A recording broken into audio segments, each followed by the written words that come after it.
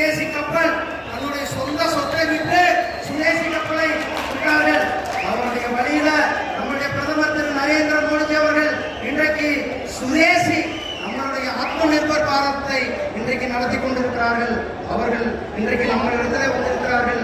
உங்கள் சார்பாக, தூத்துக்குடி மக்கள் சார்பாக, தமிழக மக்கள் சார்பாக அவர்களை வருக வருக என அன்போடு வர